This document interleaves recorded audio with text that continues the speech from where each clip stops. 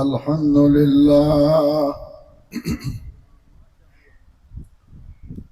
الحمد لله نحمده ونستعينه ونستغفره ونعوذ بالله من شرور أنفسنا ومن سيئات أعمالنا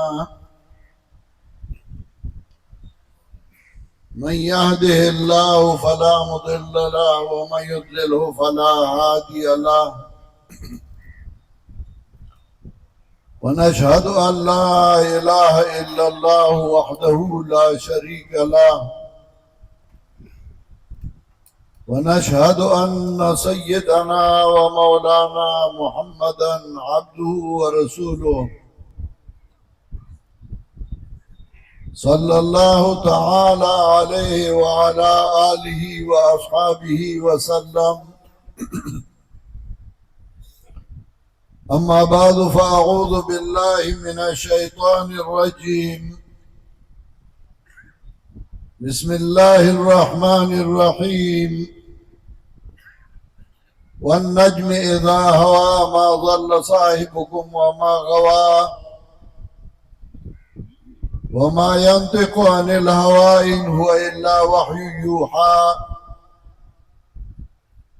علمه شديد القوى ذو مرة فاستوى وهو بالأفق الأعلى ثم دنا فتدلى فكان قاب قوسين أو أدنى فأوحى إلى عبده ما أوحى سبحان ربك رب العزة عما يصفون وسلام على المرسلين والحمد لله رب العالمين. عزیز بھائیو، بزرگوں، علماء کرام اور عوام ساتھیوں، جہاں تک میں دیکھتا ہوں تو آپ میں سے بہت سارے لوگ مجھے ایسے نظر آتے ہیں جو الحمدللہ ثم الحمدللہ تعلیم یافتہ، سمجھدار اور ذہین لوگ ہیں۔ میں جو بات کرنا چاہتا ہوں تو اسے قرآن کریم اور احادیث رسول اللہ صلی اللہ علیہ وسلم سے استدلال پیش کروں گا، اس بات کی اس بات کے لیے میں اپنے طرف سے نہ اپنے باپ دادوں کی بات، نہ اپنے قام قبیلی کی بات، بلکہ وہ بات آپ کے سامنے رکھ دوں گا جو اللہ رب العزت نے جناب محمد مصطفیٰ صلی اللہ علیہ وسلم کو بتایا ہے۔ مجھے داد دینے، نعرے لگانے، زندہ باد، اس کی کوئی ضرورت نہیں۔ میں اس پہ خوش ہوتا ہوں کہ آپ دھیان رکھ کے میری بات سن لیں، اپنے ذہن میں رکھے، اور یہ آپ کے لیے مشغل راہ بنے تو یہ میری خوش قسمتی ہوگی۔ اور میں اللہ کے دربار میں دعا گو ہوں کہ اللہ تعالیٰ میرے اس صحیح اور عمل کو قبول فرمائے اور پھر ہم سب کو اس پر عمل کرنے کی توفیق عطا فرمائے۔ جبھی سے اللہ تعالیٰ نے بنی نوع انسان کو پیدا کیا تو پیدا کرنے سے پہلے اللہ تعالیٰ نے تمام انسانوں سے ایک عہد لیا۔ ازل میں اللہ تعالیٰ نے تمام مخلوق سے عہد اور وعدہ لیا، الست بربکم قالوا بلا، کیا میں تمہارا رب نہیں؟ تو سب نے کہا بے شک اللہ آپ ہی ہمارے رب ہیں۔ صرف اسی پہ اکتفا نہیں کیا، پھر جب انسان کو پیدا کیا تو اللہ تعالیٰ نے انسان کو عقل سلیم سے نوازا. جن کو عقل سلیم سے نہیں نوازا دیوانہ ہے، پاگل ہے، وہ مکلف بھی نہیں، اس کے ساتھ حساب کتاب بھی نہیں. تو اللہ تعالیٰ نے احسان کیا، مہربانی کی کہ انسان کو تب مکلف کیا جب اس کو عقل سلیم دیا. اور وہ ساری چیزوں کو اگر آپ نے عقل پہ سوچے تو وہ یہ سمجھتا ہے کہ ساری دنیا کا رب، اس ساری دنیا کو پیدا کرنے والا ایک ذات ہے جس کے سامنے ہم سب محتاج اور عاجز ہیں، اور صرف وہ ذات ہے جو کسی کے سامنے عاجز اور محتاج نہیں. اسی پہ بھی اکتفا نہیں کیا، بلکہ پھر اللہ رب العزت نے انبیاء علیہ السلام وقتاً فوقتاً مبعوث فرمائے. اور انبیاء علیہ السلام جن قوموں میں اللہ نے مبعوث فرمائی تو ان قوموں کی زبان پہ انبیاء علیہ السلام اس کو سمجھاتے تھے. عربی لوگوں میں تھے تو عربی بولتی تھی، سریانی لوگوں میں تھے تو سریانی بولتی تھی، پٹھانوں میں تھی تو پشتو بولتی تھی، پنجابیوں میں تھی تو پنجابی بولتی تھی. کیونکہ اللہ تعالیٰ نے کسی کو ویسے نہیں چھوڑا، حتیٰ کہ اللہ نے انبیاء علیہ السلام مبعوث فرمائے ہیں. اگرچہ ان انبیاء میں سے تقریباً 24-25 انبیاء علیہ السلام کا تذکرہ قرآن کریم نے تفصیلاً کیا ہے، وہ باقی انبیاء علیہ السلام کا تذکرہ اجمالاً کیا ہے جن کی تعداد معلوم نہیں، لیکن ہر قوم کے اللہ نے انبیاء مبعوث فرمائے. اور اللہ نے فرمایا وَمَا أَرْسَلْنَا مِن رَسُولٍ إِلَّا بِلِسَانِ قَوْمِهِ، ہم نے کسی رسول کو نہیں بھیجا مگر اس قوم کے لب و لہجہ، اس قوم کی زبان پر، تاکہ قوم کو سمجھائے. اور اس میں کوئی شک نہیں کہ جو اہل زبان ہو تو وہ لوگوں کو صحیح طریقے سے سمجھا سکتا ہے. اگر آپ میں سے کسی کو میں کہوں کہ مجھے پشتو میں قرآن کا ترجمہ کرو، نہیں کر سکتا. میں پنجابی میں نہیں کر سکتا. اردو تھوڑی سی ایسی زبان ہے کہ ہم بھی تھوڑا تھوڑا بول سکتے ہیں، آپ بھی بول سکتے ہیں. تو جو اہل زبان ہو وہ بندے کو سمجھا سکتا ہے صحیح طریقے سے. تو انبیاء علیہ السلام کو اللہ نے قوم کی زبان پہ بھیجا. سریانیوں کو سریانی زبان میں سمجھاتی تھی، عربیوں کو عربی زبان میں سمجھاتی تھی، پٹھانوں کو ان کی زبان پشتو میں سمجھاتی تھی، دوسروں کو ان کی زبان پہ سمجھاتی تھی. پھر اللہ تعالیٰ نے ایک اور احسان کیا، اور وہ یہ کہ جتنے انبیاء علیہ السلام مبعوث فرمائے تو انسان مبعوث فرمائے. آخری پیغمبر امام الانبیاء شفیع المذنبین سید الرسل جناب محمد مصطفیٰ صلی اللہ علیہ وسلم کو اللہ نے مبعوث فرمایا. جو آیات میں نے آپ کے سامنے تلاوت کی، سورہ نجم کے آیات سامنے آئی، اللہ نے خود فرمایا فَأَوْحَا إِلَىٰ عَبْدِهِ مَا أَوْحَا. فَأَوْحَا الی عبدی ما اوحا، ایسا نہیں کہا کہ فاوحا الی نورہ ما اوحا۔ قرآن آپ کی ادھر آپ کی بستی کا قرآن کریم ہے، میں نے 7 پنجیل سے نہیں لایا ہے۔ آپ کے اس قرآن میں اللہ نے فرمایا، اور ہمارا اور آپ کا قرآن کریم ایک ہی ہے، فاوحا الی عبدہ، وہی کیا اللہ کے بندے کو ما اوحا۔ تو اللہ نے انسان بھیجے، اسی لیے انسان بھیجے کہ دوسرے انسان ان کو دیکھے یہ کس طریقے سے عمل کرتا ہے،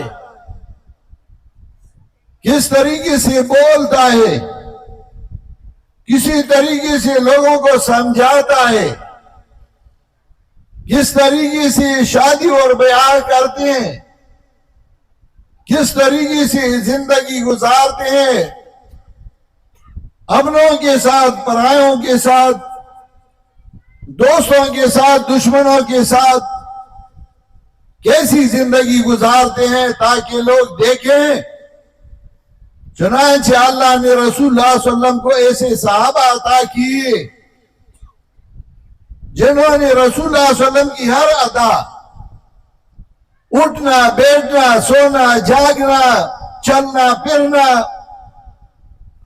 ان کے ہر قول کو صحابہ کرام نے یاد کیا، دوسروں کو بتایا، انہوں نے دوسروں کو بتایا، جس کو احادیث کہتے ہیں۔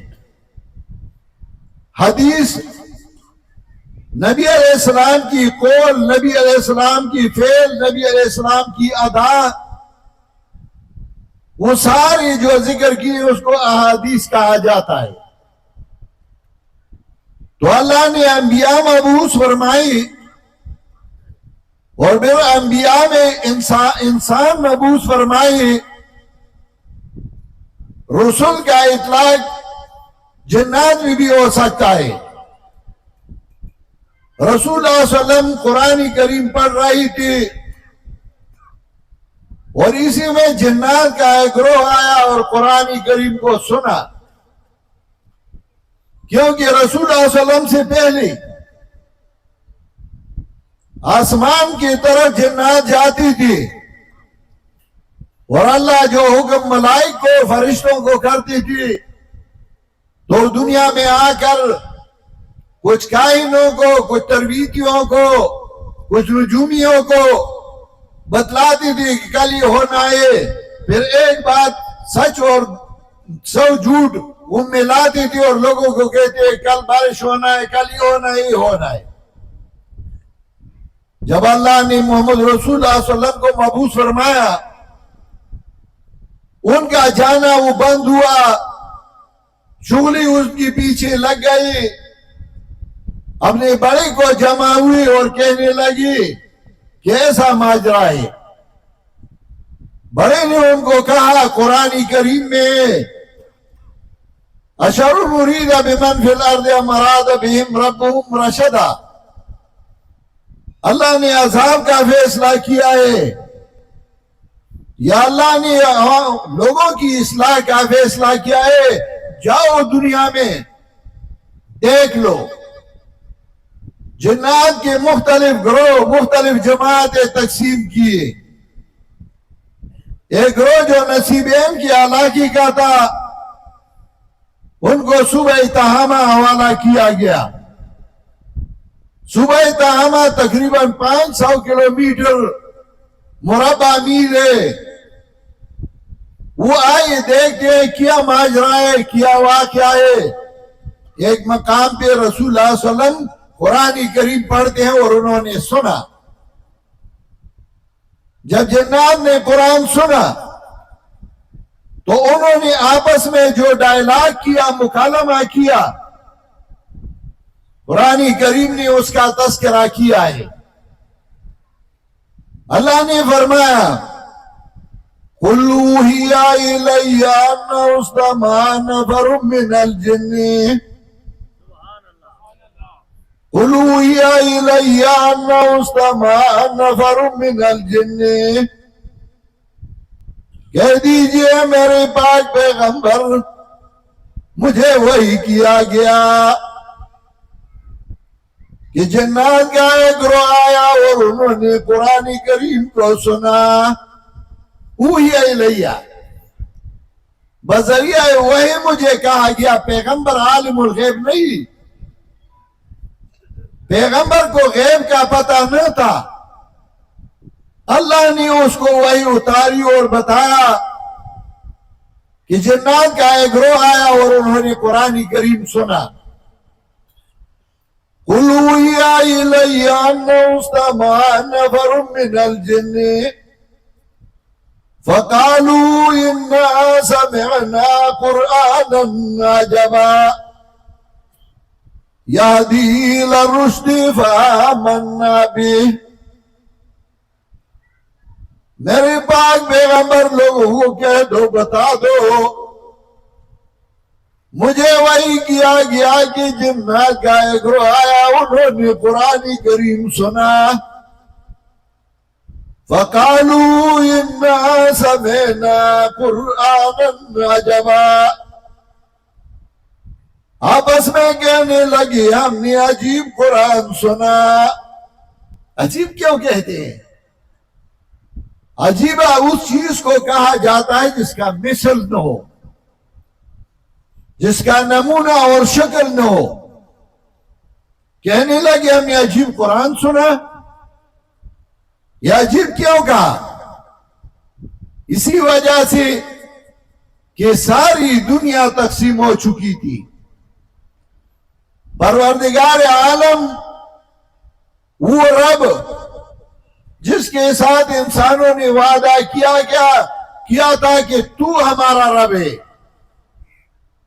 انسان کو عقل سلیم بھی دیا تھا، اسے بھی معلوم کرتا تھا کہ میرا ایک رب ہے، لیکن پھر اس کو چھوڑا تھا.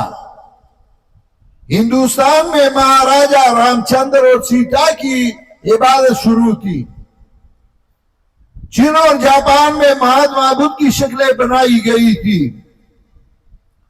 ملک عرب میں لات منات عزا کو لوگ پکارتے تھے، ان کے نام بھی پوجا پاٹ ہو رہا تھا، ان کے نام پر نذر و نیاز اور چڑھاوے ہو رہی تھی. شام و روم میں حضرت عیسیٰ علیہ السلام کی شکلیں بنائی گئی تھی اور لوگ اس کے سامنے سر بسجود تھے. وہ رب، وہ الہ جس کے ساتھ وعدہ کیا تھا کہ تو ہمارا رب ہے، اس کو لوگوں نے چھوڑا تھا. بیت اللہ میں انبیاء علیہ السلام حضرت ابراہیم اور حضرت اسماعیل کی شکلیں بنائی تھی اور بت لگائی ہوئی تھی. ان کا یہ عقیدہ تھا کہ ہم نے نیک بندوں کی شکلیں بنائی ہے، جب ہم ان کو پکارتے ہیں تو ان نیک بندوں کی ارواح اس میں آتے ہیں واپس، اور پھر ہم ان کو کہتے ہیں تو یہ ہمارے لیے سفارشی ہے اللہ کے ہاں. وہ بت کو الہ نہیں کہتے تھے کہ وہ اللہ کو نہیں مانتی تھی اور صرف بت ہمارا الہ ہے. نہیں، ان کا عقیدہ یہ تھا کہ ہمارے اور اللہ کے درمیان بہت دوری ہے. اللہ کے قریب ہونا ہے تو ان کی وساطت سے ہم قریب ہو جائیں گے. اور مثالیں پیش کرتے ہیں کہ بادشاہ کے لیے سفارشی کی ضرورت ہوتی ہے، جج کے لیے وکیل کی ضرورت ہوتی ہے، تو یہ بھی ہماری وکیل ہے، ہم ان کو کہتے ہیں ہمارے لیے سفارشی ہے. ان کا عقیدہ 11ویں پارہ سورہ یونس آیت نمبر 11 میں اللہ نے ذکر کیا ہے. آپ جا کے واپس اپنے قرآن جب گھر جائیں قرآن کھولے اور دیکھ لے، اپنے پاس لکھ لے. سورہ یونس 11واں پارہ آیت نمبر 18 اللہ نے فرمایا وَيَعْبُدُونَ مِن دُونِ اللَّهِ مَا لَا يَضُرُّهُمْ وَلَا يَنفَعُهُمْ وَيَقُولُونَ هَؤُلَاءِ شُفَعَاؤُنَا عِندَ اللَّهِ یا اللہ کے بغیر ان لوگوں کی سفارش کا عبادت کرتے ہیں جو نہ ان کو نفع پہنچا سکتے ہیں اور نہ نقصان پہنچا سکتے ہیں، پھر کیوں عبادت کرتے ہیں؟ وَيَقُولُونَ هَؤُلَاءِ شُفَعَاؤُنَا عِندَ اللَّهِ، یہ کہتے ہیں یہ ہمارے لیے اللہ کے ہاں سفارشی ہے، ہم گناہگار ہیں، ہم ان کو کہتے ہیں اور یہ ہمارے لیے سفارشی ہے۔ اگر آج کل کسی کا یہ عقیدہ بنے تو ان کے اور ان کے عقیدے میں فرق کیا ہے مہربان؟ ہم کسی پہ الزام نہیں لگاتے، ہم آپ کی خیر خواہ ہیں، ہم آپ کے خیر خواہ ہیں، ہم چاہتے ہیں آپ ہمارے بھائی ہیں، سمجھے قرآن کو، اپنے عقیدے کی اصلاح کیجئے، کوئی ہمارا دشمن نہیں، مخالف نہیں، لیکن کم سے کم اللہ کی کتاب کو سن لے۔ تو جب جنات نے قرآن سنا تو آپس میں کہنے لگی تو عجیب بات ہے، ساری دنیا ایک طرف اور یہ محمد رسول اللہ صلی اللہ علیہ وسلم دوسری طرف، اور پھر یہ کہتا ہے کہ صرف اللہ ہی کی عبادت کرو۔ اللہ کی عبادت بھی کرنی چاہیے، دوسروں کو بھی کرنی چاہیے، یہ ہماری سفارشی ہے، یہ ہمارے لیے سفارش کرتے ہیں۔ تو آپس میں کہنے لگے اِنَّا سَمِعْنَا قُرْآنًا عَجَبًا يَهْدِي إِلَى الرُّشْدِ فَآمَنَّا بِهِ، ہم نے عجیب قرآن سنا جو ہدایت کی طرف راستہ دکھاتا ہے، فَآمَنَّا بِهِ، ہم نے فوراً اس بھی ایمان لایا۔ ایمان سے آپ کہہ دیں وہ جنات آج سے پیدا ہوئے، ان کی اصل میں سرکشی ہے، آپ لوگ مٹی سے پیدا ہوئے، آپ کے اصل میں عاجزی ہے، لیکن انہوں نے قرآن سنا، کہنے لگی یہدی الی الرشد فآمنا بہ، اصلاح کی طرف راستہ دکھاتے ہیں، ہم نے اس بھی ایمان لایا۔ اور آج کل کے انسان جو اپنے آپ کو مسلمان بھی کہتے ہیں، ان کو قرآن کریم سناؤ، بیان کرو، آیات پیش کرو، پھر بھی کہتے ہیں میں باپ دادوں کا عقیدہ نہیں چھوڑ سکتا، میں یہ باتیں تسلیم نہیں کر سکتا۔ قیامت کے دن اللہ کو کیا جواب دو گے؟ تو اللہ تعالیٰ نے انبیاء مبعوث فرمائے، انسان بھیجے، رسول اللہ صلی اللہ علیہ وسلم کو جگہ جگہ اللہ نے فرمایا وَأَنَّهُ لَمَّا قَامَ عَبْدُ اللَّهِ كَادُوا يَكُونُونَ عَلَيْهِ لِبَدًا، جب اللہ کا بندہ کھڑا ہوا جو اللہ کی عبادت کرتا تھا، كَادُوا يَكُونُونَ عَلَيْهِ لِبَدًا، سارے اس کے ارد جمع ہوئی۔ عبداللہ کا پیغمبر پاک کو مقام اسراء میں جب پیغمبر لے گئی تو اللہ نے فرمایا سبحان الذی اسریٰ بعبدہ لیلا من المسجد الحرام الى المسجد الاقصی، سبحان الذی اسریٰ بعبدہ لیلا، پاک ہے وہ ذات جس نے اپنے بندے کو رات کو لے گیا، سحر کے لیے لے گیا، عبد کہا۔ تو اسی مقام بھی پیغمبر کو عبد کہا گیا ہے، نور نہیں کہا گیا ہے۔ ہاں علم نور ہے، ذات پیغمبر کی عبد ہے، اس کے ذات میں عاجزی ہے۔ اور اللہ نے سورہ فاطر میں آیت نمبر 15 میں بیان فرمایا یا ایھا الناس انتم الفقراء الی اللہ، اے لوگو، یار بھی ندا لایا، ایو اور آتم بھی لایا، منادہ ذکر کیا یا ایھا الناس انتم الفقراء الی اللہ، اے لوگو آپ سب اللہ کے سامنے عاجز اور محتاج ہو. آج کل تو کہتے ہیں، ہمارے علاقے میں ایک مولوی تقریر کر رہا تھا پرانے زمانے میں. تقریر میں اس نے کہا کہ ایک عورت آئی پیرانی پیر غوث اعظم کے پاس، یہ جھوٹ کے واقعات سناتے ہیں. تو ایک عورت آئی اور غوث اعظم کو کہا، غوث پاک کو کہا کہ میرا بیٹا نہیں، میرے لیے بیٹا چاہیے.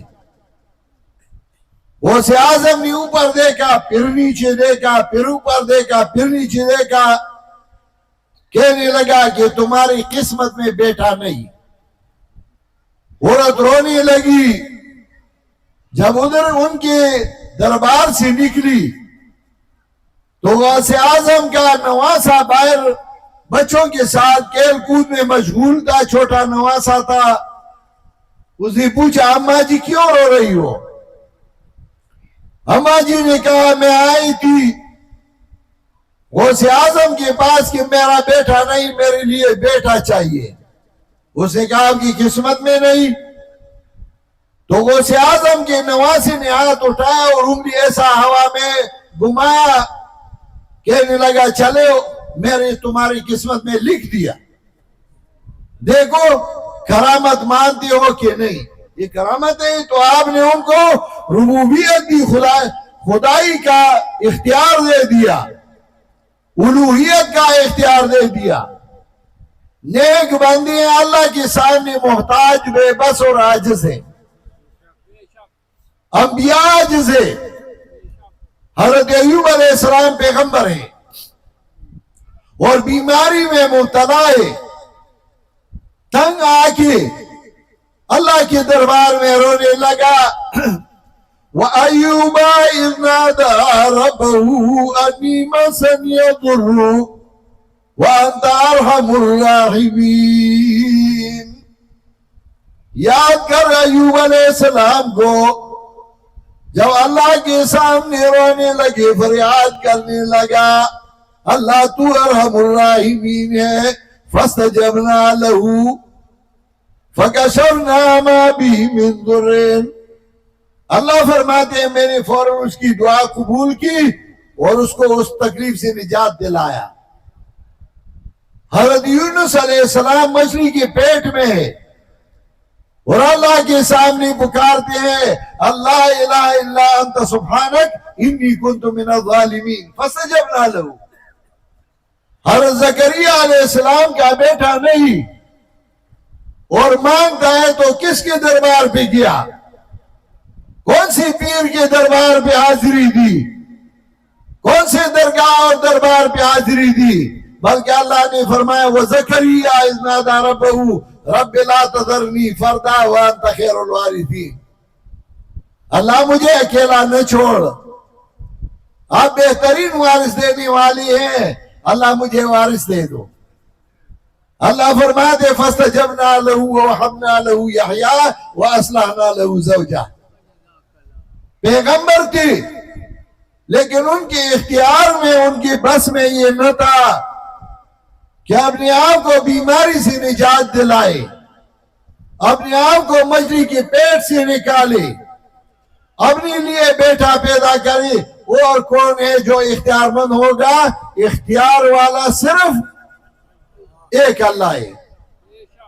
جب اختیار والا ایک اللہ ہے، الہ اور حاجت پورا کرنے والا ایک اللہ ہے، تو اس کے سامنے سرب سجود ہونا چاہیے. ان کے سامنے نہیں جن پہ خود موت طاری ہو جاتا ہے، جو خود مر جاتے ہیں، جو خود دنیا سے چلے جاتے ہیں. اسی وجہ سے لوگوں کے عقیدے کی اصلاح کے لیے اللہ نے قرآن اتارا. میں نے جو آیتیں تلاوت کی تھی ان میں بھی اللہ نے فرمایا وَالنَّجْمِ إِذَا هَوَىٰ. نجم ستارے کو بھی کہا جاتا ہے اور النجم قطعۃ الکلام کو بھی کہا جاتا ہے. نجم سے مراد قرآن کریم کی آیات ہے. جب قرآن کریم کی آیات آئے لوگوں کی اصلاح ہوئی، عقیدے کا اصلاح ہو گیا۔ اب ہماری بدقسمتی ہے کہ قرآن کریم سے دوری ہو رہی ہے، قرآن کریم کو کوئی توجہ نہیں دیتا، قرآن کریم کی طرف کسی کی دھیان نہیں۔ تو اس کے لیے ایک جماعت چاہیے، ایک گروہ چاہیے، اور وہ جماعت اور وہ گروہ اس دور میں ہے جس کا نام ہے اشاعت التوحید و سنہ۔ ایسی جماعت جو اللہ کی توحید اور پیغمبر کی سنت کی اشاعت کرتے ہیں، اس جماعت کی نہ ووٹ مراد ہے اور نہ اقتدار اور نہ کرسی اور نہ دولت۔